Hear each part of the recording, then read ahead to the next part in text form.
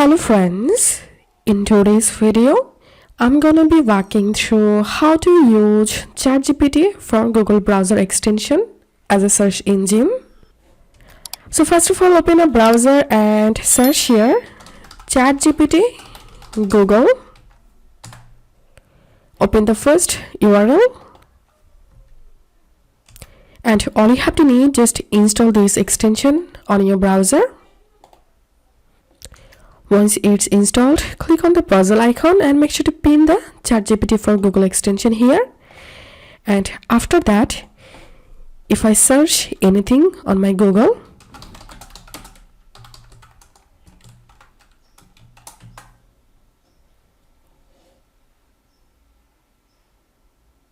according to my question, here's the ChatGPT will generate an answer. So that's how we can use ChatGPT extension on Google as a search engine. If this video helped you, give a thumbs up and please consider subscribe to How to 1 Minute. See you in the next video.